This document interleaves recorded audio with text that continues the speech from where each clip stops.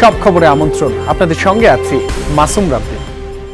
মিরপুরে অবৈধ স্থাপনা উচ্ছেদের সময় রণক্ষেত্র হয়ে ওঠে কালশী এলাকা। আহত হয় বেশ কজন। সিটি কর্পোরেশন ও গৃহায়ণ কর্তৃপক্ষের অভিযানে বাধা দেয় বস্তিবাসী। বাধার মুখে ঘটনাস্থল ছেড়ে যান আইন শৃঙ্খলা বাহিনীর সদস্য ও উচ্ছেদ কর্মীরা। পরে প্রস্তুতি নিয়ে আবারও শুরু হয় অভিযান। ভেঙে দেয়া হয় শত শত ঘরবাড়ি, দোকানপাট।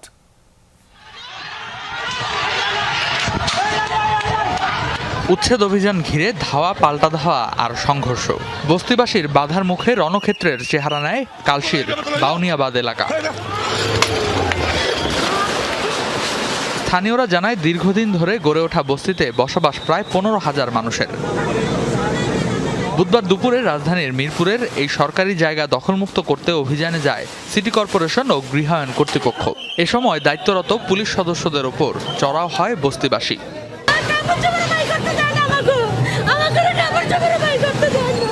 তাদের অভিযোগ, কোনো ধরনের পূর্ব ঘোষণা বা পুনর্বাসনের ব্যবস্থা ছাড়াই হঠাৎ অভিযান চালানো হয়েছে।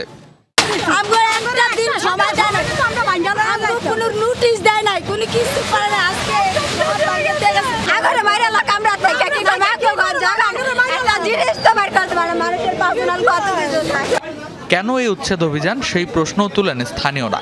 একই সঙ্গে পুনর্বাসনের দাবি জানান তারা। গরিব মানুষ আমরা যে করে আমরা খাই, ব্যবসা করে আমার দিল একটা আসার ভাই, এমন আসার দিচ্ছে ভাই, শূন্য ছাড়া হয়ে গেছি ভাই, কিচ্ছু নাই। দূর থেকে ওনাদের নোটিশ আইছে, আমাদের তো আমরা তো পাই নাই। তা সে কারণে মনে করেন আইসা সব কিছু মনে করেন ভাইগা ঠেঙ্গা দিতেছে, পরে পাবলিক ক্ষিপ্ত হয়ে মনে করেন ওনাদের মারছে। এসব বিষয়ে সংশ্লিষ্ট কর্তৃপক্ষের বক্তব্য পাওয়া যায়নি। সংঘর্ষ ও ধাওয়া পাল্টা ধাওয়ার পর ফের শুরু হয় উচ্ছেদ অভিযান। প্রশাসনের দাবি, সরকারি জমি দখলমুক্ত করতে অভিযান চলবে। রেদওয়ান আহমেদ, যমুনা নিউজ, ঢাকা। দেশে বিদ্যুৎ উৎপাদনে নতুন ইতিহাস সৃষ্টি হয়েছে। বুধবার রাত 9টায় দেশে সর্বোচ্চ 17,200 মেগাওয়াট বিদ্যুৎ উৎপাদনের নতুন রেকর্ড গড়েছে পিডিবি। বুধবার রাত 9টায় দেশের সর্বোচ্চ 17,200 মেগাওয়াট বিদ্যুৎ উৎপাদনের নতুন রেকর্ড সৃষ্টি হয়েছে। এর আগে দেশের সর্বোচ্চ বিদ্যুৎ উৎপাদনের রেকর্ড ছিল 16,794 মেগাওয়াট, যা 2025 সালে 23 জুলাই অর্জিত হয়েছিল। পাওয়ার গ্রিড কোম্পানি সারা দেশে সুষ্ঠুভাবে এই রেকর্ড পরিমাণ বিদ্যুৎ সঞ্চালন করেছে। বিদ্যুৎ উৎপাদন কেন্দ্রসমূহ এবং সংশ্লিষ্ট সব বিতরণ সংস্থার সমন্বিত প্রয়াসে এই অর্জন সম্ভব হয়েছে বলে জানিয়েছে সংস্থাটি। এদিকে বিদ্যুতের দাম বাড়ানোর প্রক্রিয়া শুরু হয়েছে। অনুষ্ঠিত হচ্ছে গণশুনানি। বুধবার প্রথম দিনে পাইকারি বিদ্যুতের দাম 21 ভাগ বাড়ানোর প্রস্তাব করেছে বিদ্যুৎ উন্নয়ন বোর্ড পিডিবি। সেই হিসাবে প্রতি ইউনিটে দাম বাড়তে পারে প্রায় 1.5 টাকা। যুক্তি, জ্বালানি তেলের চড়া দাম ও টাকার অবমূল্যায়ন সামাল দিতে এই উদ্যোগ। এতে ঘাটতি কমবে 16,500 কোটি টাকা। মিলেছে বাণিজ্যিক গ্রাহকদের জন্য আলাদা লাইনে বিদ্যুৎ সরবরাহের প্রস্তাবও। শেষ পর্যন্ত বিদ্যুতের দাম বাড়লে এর প্রভাব পড়বে প্রায় 5 কোটি গ্রাহকের ওপর। পিডিবি জানায়, এই সমন্বয় না হলে চলতি অর্থবছর ঘাটতি 62,000 কোটি টাকা ছাড়াবে, যা পরের বছর আরও 3,000 কোটি টাকা বাড়তে পারে। পদ্মা ব্যারাজের পাশাপাশি তিস্তা মহাপরিকল্পনা বাস্তবায়নের ঘোষণা দিলেন প্রধানমন্ত্রী তারেক রহমান। বলেছেন, অন্যরা রাজনৈতিক বড় বড় কথা বললেও বিএনপি শুধু কাজের কাজ করে। গাজীপুরে জাতীয় দুর্যোগ ব্যবস্থাপনা, গবেষণা ও প্রশিক্ষণ ইনস্টিটিউট ভবনের ভিত্তিপ্রস্তর স্থাপন করেন প্রধানমন্ত্রী। পরে শুদ্ধি সমাবেশে তিনি আরো বলেন, রাজনৈতিক কর্মসূচির অংশ হিসাবে নয়, বরং কৃষি বাঁচাতেই খাল খনন করছে সরকার। প্রাকৃতিক দুর্যোগে বছরে গড়ে অর্থনৈতিক ক্ষতি প্রায় 32,000 কোটি টাকার। পরিসংখ্যান বলছে, যা জিডিপির প্রায় 2% সমপরিমাণ। এতদিন দুর্যোগ মোকাবেলায় ছিল না কোনো গবেষণা ও প্রশিক্ষণ ইনস্টিটিউট। এবার সেই যোগের সূচনা করলেন প্রধানমন্ত্রী তারেক রহমান। গাজীপুরের টঙ্গীতে ইনস্টিটিউট ভবনের উদ্বোধন করেন সরকার প্রধান। পরে প্রধানমন্ত্রী যোগ দেন সুধী সমাবেশে। সেখানে বিএনপি সরকারের খাল খনন কর্মসূচির কারণ ও কার্যকারিতা তুলে ধরেন। এই খাল খনন কর্মসূচির সাথে মানুষের জীবন ওতপ্রোতভাবে জড়িত। এই খাল খননের সাথে কৃষি জড়িত। এই খাল খনন কর্মসূচির সাথে এই ভূমিকম্প পর্যন্ত জড়িত। দীর্ঘদিন ধরে তিস্তা বাঁচাও শিরোনামে নদী রক্ষার আন্দোলন করে আসছে বিএনপি। ক্ষমতায় আসার পর পদ্মা ব্যারেজ করার উদ্যোগ নিলেও তিস্তা নিয়ে কোনো প্রকল্প পাশ হয়নি। অবশেষে সেই তিস্তা নিয়ে প্রধানমন্ত্রী জানালেন তার সরকারের পরিকল্পনার কথা। এই যে আজকে এখানে দুর্যোগ মন্ত্রী বসে আছেন, এই লোকটার নেতৃত্বেই তিস্তায় বিএনপি কর্মসূচি পালন করেছে, যা বাংলাদেশে অন্য কোনো রাজনৈতিক দল করে নাই। তারা হয়তো বড় বড় কথা বলেছে, গরম গরম কথা বলেছে, কিন্তু কাজ যদি কেউ করে থাকে, ডেলিভারি যদি কেউ করে থাকে, পরিস্থিতি যদি কেউ তৈরি করে থাকে, সেটা বিএনপি করেছে। ইনশাল্লাহ বিএনপি সেটা করবে। এই বিএনপি সরকার পদ্মা ব্যারেজের কাজেও হাত দেবে, ইনশাল্লাহ তিস্তা ব্যারেজের কাজে হাত দেবে। এর আগে বৃক্ষরোপণ ও মাছের পোনা অবমুক্ত করেন প্রধানমন্ত্রী তারেক রহমান। আরিফিন শাকিব, যমুনা নিউজ, গাজীপুর। রাজধানীর মিরপুরের 7 বছরের শিশু রামিসা হত্যা মামলার প্রধান আসামি সোহেল রানা আদালতে 164 ধারায় স্বীকারোক্তিমূলক জবানবন্দি দিয়েছেন। সোহেল রানা এবং তার স্ত্রী স্বপ্না আক্তার গ্রেফতার হলেও পরিষ্কার নয় খুনের মোটিভ। পুলিশ বলছে ঘটনার প্রকৃত কারণ উদ্ঘাটনে চলছে তদন্ত। দৃষ্টান্তমূলক বিচার চাইছে পরিবার ও স্থানীয়রা। ফুলে ভরা আঙিনা ছিল পরিবারের। সেই বাগিচার সবচেয়ে সুন্দর ফুলটি ঝরে গেছে মানুষরূপী পিশাচের হাতে। রামিসাহীন ফুলগুলো যেন বিবর্ণ, সৌরভহীন আজ। পঞ্চমতলা ভবনের 3 তলায় ভাড়া থাকতো রামিসার পরিবার। পাশের ফ্ল্যাটেই থাকতেন সোহেল রানা। প্রতিবেশীরা জানায় মঙ্গলবার দুপুরের পর কোনো এক সময় রানা তার রুমে নিয়ে যায় রামিসাকে। পরিবারের অভিযোগ, দীর্ঘ সময় খোঁজ মিলছিল না। রামিসার এক পাটি জুতো রানার ফ্ল্যাটের সামনে পড়ে থাকাতে সন্দেহ হয় তার মায়ের। ডাকাডাকির পরও দরজা না খোলায় সন্দেহ বাড়ে। এরপর রামিসার পরিবার ও স্থানীয়রা দরজা ভেঙে ভেতরে ঢুকে মেয়ের মস্তকহীন দেহ দেখতে পান। শিশুটিকে ধর্ষণের পর হত্যার অভিযোগ তাদের। নিচে 2-3টা ছোট ছোট বিড়ালের বাচ্চা আছে, মনে করছে ওখানে খাবার দিতে গেছে, ওখানেও নাই। তখন এসে পাগলের মতো খোঁজা শুরু করছে। তো দেখে তারপরে তাকায় দেখে মেয়ের একটা স্যান্ডেল আছে আর একটা নাই। এই যে দরজা ধাক্কাইতেছে, খুলতেছে, খোলে না। এই দরজা ধাক্কা খুলতে মিনিমাম 30 মিনিট চলে গেছে। এই 30 মিনিটের ভিতরে আমার মেয়ে নাই। এই ঘটনায় ক্ষুব্ধ শোকাহত স্থানীয়রা। অভিযুক্তের বিচার ও সর্বোচ্চ সাজার দাবি তাদের। বাচ্চাটা গল্লাটা ছিল না, খালি বুঝে খাটার তুলে করে আসে, উলঙ্গ ছিল। পাশে রাস্তা অনেক রক্ত জমা হচ্ছে। ওই মতো একটা বাচ্চা, এত সুন্দর চেহারাটা, বাচ্চাটা দেখলে আমরা বিল্ডিং উঠানামা করি, আঙ্কেল আঙ্কেল করে ডাকে। এত সুন্দর ব্যবহার আচার, তা বলার কোনো ভাষা নাই, বুঝছে না? এত কষ্ট লাগলো। ও যেভাবে বাচ্চাটার সাথে মানে যে অত্যাচারটা করছে, সেটা ওদের সাথে তাই সেম কাজটা হওয়ার দরকার। তো ও বুঝুক, ওরও তোদের বাচ্চা আছে, ওরও তো একটা মা বাবা। ওরা কিভাবে অন্যজন মা বাবাদের এইভাবে বুকটা খালি করে দিল? এ ঘটনায় মামলার পর প্রধান আসামি সোহেল রানাকে নারায়ণগঞ্জ থেকে গ্রেপ্তার করা হয়েছে।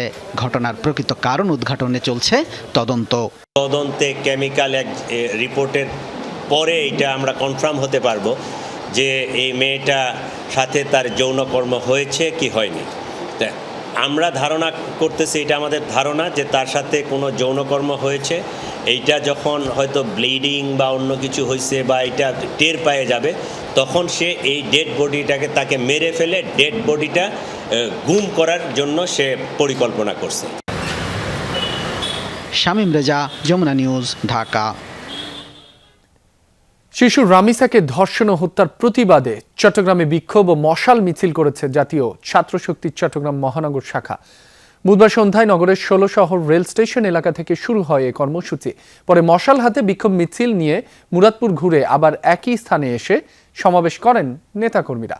এ সময় ধর্ষণ ও হত্যাকাণ্ডের সঙ্গে জড়িতদের দ্রুত বিচার ও সর্বোচ্চ শাস্তির দাবি জানান তারা।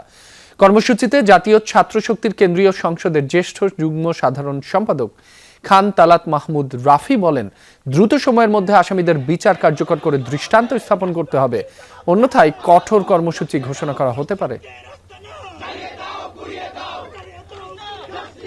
রাজধানীর রামপুরার বনশ্রী এলাকার একটি মাদ্রাসার বাথরুম থেকে মোহাম্মদ আবদুল্লাহ নামে 10 বছরের শিক্ষার্থীর ঝুলন্ত মরদেহ উদ্ধার করেছে পুলিশ। মঙ্গলবার দিবাগত রাতে তার মরদেহ উদ্ধার করে রামপুরা থানা পুলিশ। পুলিশ জানায়, গত রাতে বনশ্রীর সি ব্লকের 3 নম্বর রোডের আলোকিত কুরআন ইন্টারন্যাশনাল মাদ্রাসার 3য় তলার বাথরুমে গামছা পেঁচানো অবস্থায় তার ঝুলন্ত মরদেহ উদ্ধার করা হয়।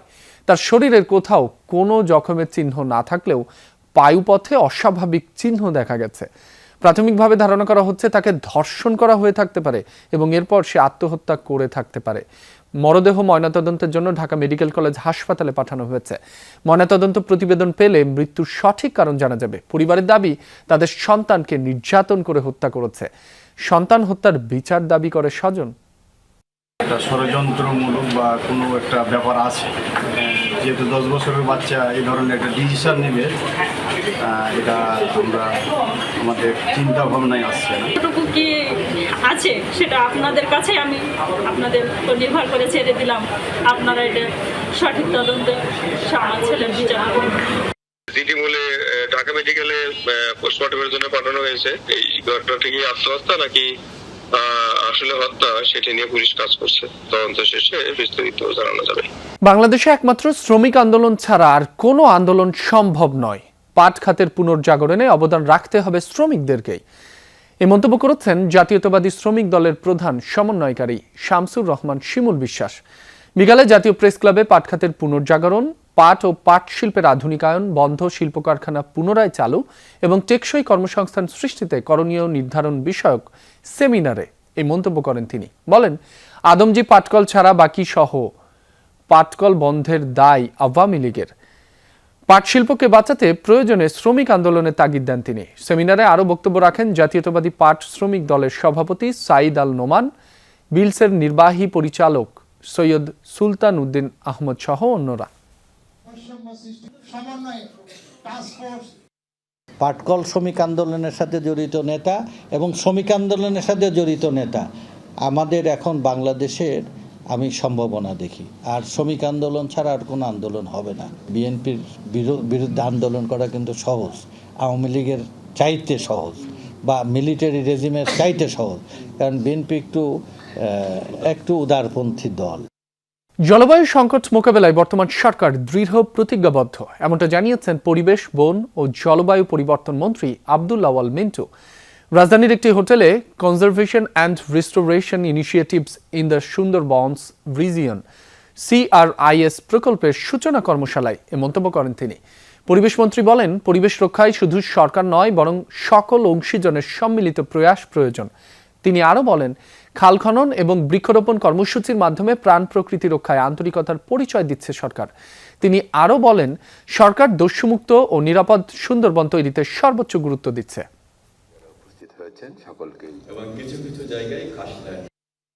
বাংলাদেশ জলবায়ু পরিবর্তনের ঝুঁকিতে থাকা অন্যতম একটি দেশ। ম্যানগ্রোভের মতো উপকূলীয় প্রতিবেশ আমাদের অন্যতম প্রাকৃতিক প্রতিরক্ষা ব্যবস্থা। তাই ক্ষতিগ্রস্ত প্রতিবেশ পুনরুদ্ধার শুধু পরিবেশগত দায়িত্ব নয়, এটি দীর্ঘমেয়াদী সামাজিক ও অর্থনৈতিক নিরাপত্তার জন্যও একটি গুরুত্বপূর্ণ বিনিয়োগ। সরকার পরিবর্তন হলেও গণমাধ্যমের পৃষ্ঠপোষক এখনো পরিবর্তন হয়নি, এমন মন্তব্য করে তথ্য ও সম্প্রচার মন্ত্রী জহিরুদ্দিন স্বপন জানিয়েছেন, শিগগিরই গণমাধ্যম কমিশন গঠনে একটি পরামর্শ কমিটি করা হবে।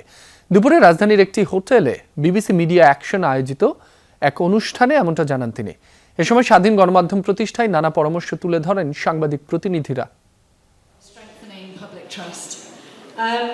বাংলাদেশের গণমাধ্যম সংস্কার, নৈতিক সাংবাদিকতা এবং নিরাপদ নিউজরুম গঠনে গত 15 মাসের অভিজ্ঞতা কেমন, অর্জনই বাকি। এসব প্রশ্নের জবাব খুঁজতে মঙ্গলবার রাজধানীর একটি হোটেলে বিবিসি মিডিয়া অ্যাকশন এইডের এই বিশেষ আলোচনা।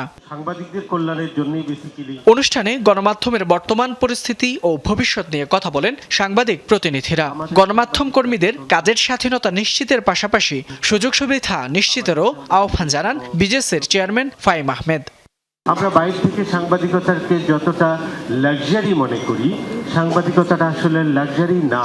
আমরা খুবই ন্যূনতম বেতন পাই, আবার অনেক ক্ষেত্রে অনেক প্রতিষ্ঠান এখন সেই বেতনও ঠিক মতো দেয় না। যত দ্রুত সম্ভব সরকার যদি সাংবাদিকদের ন্যূনতম বেতনের একটা কাঠামো নির্ধারণ করে নিশ্চিত করতে পারে যে না, সাংবাদিকদের আর্থিক নিরাপত্তার নিশ্চয়তা বিধান করা হচ্ছে, তা না হলে কিন্তু সাংবাদিকতা বিপদের মুখে পড়বে।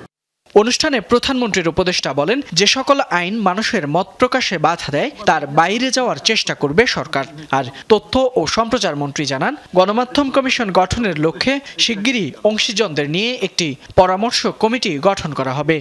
তার যদি চিন্তা থাকে সে আবারও জনগণের সামনে 5 বছর পর ভোট করে নির্বাচিত হবে, সে আসলে এই ধরনের জিনিসের বিরুদ্ধে যাবে না। র্যাদার সেই সরকার যদি স্মার্ট হয়, সেটা আমাদের সরকার বা ভবিষ্যতের কোনো সরকার, সে বরং গণমাধ্যমের জেনুইন যেসব রিপোর্ট আসে, যেসব সমালোচনা আসে, সেগুলোকে গুরুত্ব দিয়েই কাজ করবে। খুব দ্রুতই আমরা একটা পরামর্শ কমিটি করব এবং সেই পরামর্শ কমিটির পক্ষ থেকে সকল অংশীদারদেরকে সাথে নিয়ে আমাদের সুনির্দিষ্ট গণমাধ্যম কমিশন গঠন করার প্রস্তাব সেই পরামর্শ কমিটির পরামর্শ হিসাবে ক্যাবিনেটের সামনে, সরকারের সামনে আমরা উপস্থাপন করব।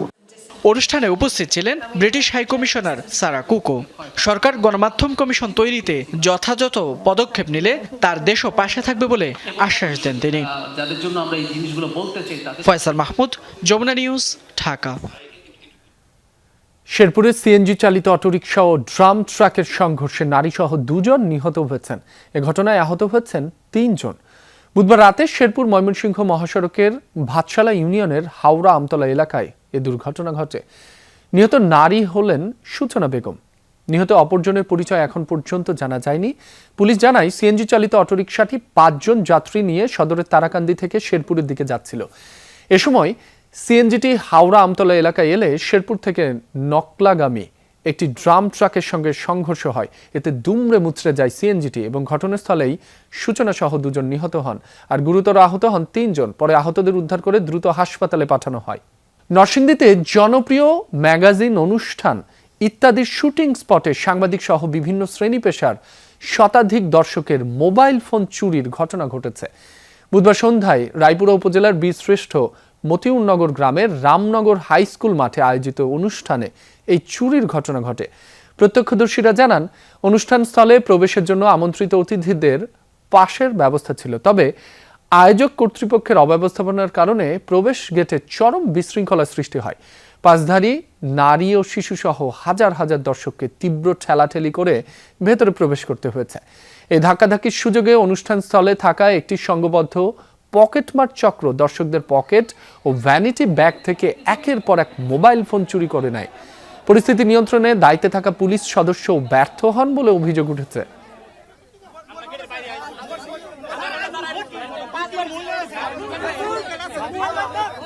মাদারীপুরে ঐতিহ্যবাহী 121তম কুম্ভ মেলা উদযাপন উপলক্ষে প্রস্তুতি সভা হয়েছে। বুধবার বিকেলে উপজেলার কদমবাড়িতে আয়োজিত প্রস্তুতি সভায় প্রধান অতিথি ছিলেন মাদারীপুর 2 আসনের সংসদ সদস্য জাহানদার আলী মিয়া। তিনি বলেন, আগামী 28 মে এই মেলাকে ঘিরে কঠোর নিরাপত্তা ব্যবস্থা নেওয়া হয়েছে। পাশাপাশি স্থানীয়ভাবে মাদক, কিশোর গ্যাং, চাঁদাবাজ, ভূমিদস্যু, বাল্যবিবাহ সহ মানব পাচারকারীর রোধে কঠোর ব্যবস্থা নেওয়ার কথা জানান তিনি। এ সময় স্থানীয় রাজৈর উপজেলা নির্বাহী কর্মকর্তা মাহফুজুল হক, মেলা উদযাপন কমিটির আহ্বায়ক জীবন বোস সহ আরো অনেকে উপস্থিত ছিলেন। সাংবাদিকদের সংগঠন Rupganj television and multimedia journalist অ্যাসোসিয়েশনের 7 সদস্য বিশিষ্ট আহ্বায়ক কমিটি গঠন করা হয়েছে। বুধবার পূর্বাঞ্চলের সমু মার্কেট এলাকায় আয়োজিত এক সভায় এই কমিটির ঘোষণা দেন কালের কণ্ঠের রূপগঞ্জ প্রতিনিধি রাসেল আহমেদ। কমিটিতে দেশ টিভির স্থানীয় প্রতিনিধি রাসেল মাহমুদকে আহ্বায়ক ও নাগরিক টেলিভিশনের মাহবুব আলম প্রিয়কে সদস্য সচিব করা হয়। সবাই উপস্থিত ছিলেন যমুনা টিভির জয়নাল আবেদিন জয়, 71 টিভির রিয়াজ হোসেন, জাগো নিউজের নাজমুল হুদা সহ অন্যান্য সাংবাদিকরা। এই ছিল সব খবরের এখনকার আয়োজনে। এতক্ষণ যারা সাথে ছিলেন সবাইকে ধন্যবাদ।